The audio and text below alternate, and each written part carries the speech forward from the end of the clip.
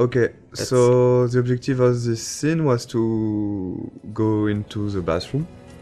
I think you can hear the great sound work.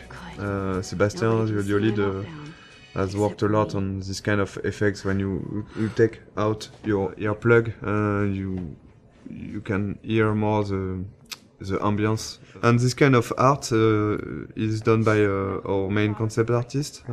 We got like 4 concept artists working on the game, with Edouard, who has made a lot of artwork. He was the one concept artist. So basically in the beginning we do a lot of documentation, like we do a lot of research. From all those pictures we can find on the internet, every room, every character needs to tell you a story, who they are, what they do. And just for following the scene, even for the mood, when it's still the rhythm of the game. So we wanted this scene in the bathroom to have a really cold and harsher and more contrasty lighting, to be different from the soft and warm lighting from the art class before. Seeing this scene, there was here one of the mistakes we have done with the game. For example, when Max is tearing apart the Polaroid. In fact, I don't know if you have tried to tear apart a Polaroid, but it's quite impossible. Yeah, you can. We tried it. You can't do it. It's too strong. It's plastic, and it's impossible to tear it like she does. But of course, there is a lot of symbolic behind this, and so we decided to keep it, even if it's non-realistic. Maybe it's a bad Polaroid quality, and we can do it. So you can see the butterfly coming in from the window. Of course, there's a lot of symbol behind this. The butterfly, of course, with all the butterfly effects thing, and the fact that Chloe has got some butterflies on her tattoo, and the color of her hair based on the color of the butterfly. Really something we wanted to. Here the blue butterfly is really, really important, and of course at the end of the game it's much more important. One of the fans' favorite, and of course a character we really love, Chloe. She's one of the most important characters, because at the end the choice is about her. It was really important to create this character the best way possible, so the player would learn to care more and more about her.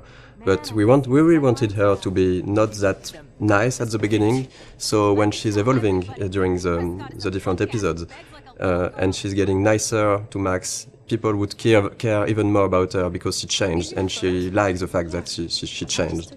If she was the nicest person from the beginning, it wouldn't be, I think, as effective that her going forward and changing toward Max. Sometimes some players hated Chloe during the first episode, and I think it's not a bad thing, because you can dislike a lot of things about her personality, and after in episode 3, and of course at the beginning of episode 4, there was really something more to this character, and I think it's like having in real life with a friend. There is always some things you don't like. The relation between Max and Chloe talk about that, and I think it's really interesting to see how the player will learn to like more and more Chloe. And I think it was one of the biggest challenge of the writing process, because we have 5 episodes, we have a limited amount of time, and we need to find the good beats and the good pacing to make those characters evolve.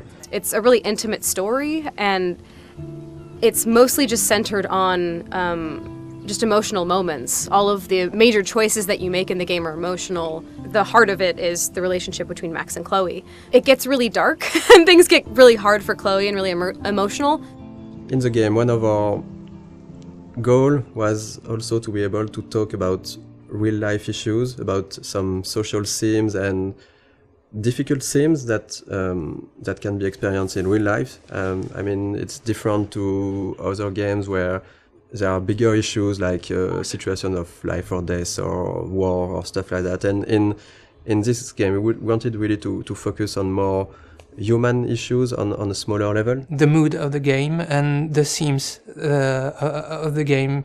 It's the themes that we tackle in the game are not something that you see often in other games. We try to be mature about it. We try not to force it onto players, and we try not to be too brutal about it. We have issues like domestic violence, family issues. So talk about drugs, alcoholism, And depression. employment, It's really part of a reality, and I think it was really important for us to not avoid that.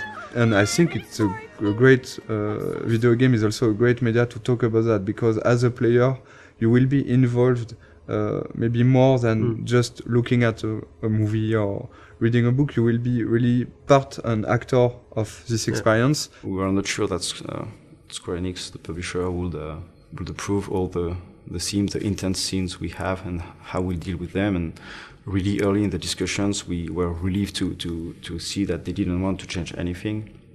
They just wanted to make sure that we deal properly with the scenes or themes, and this is exactly what were our intentions. So.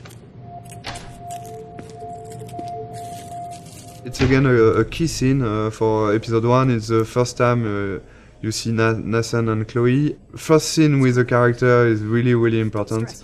We got a lot of information to give to the player. And we needed to show that Nathan was quite a troubled child, a teenager, I mean. So this is him talking to himself at the beginning. We had to fine-tune and to find the good words to use. Then we see Chloe for the first time. We have to show what's her character, so she's direct and a bit pushy to Nathan. We need still to understand what's happening. So they're talking about money, about drugs. We had to find the right hints to give to explain things. So we don't want to lose the player.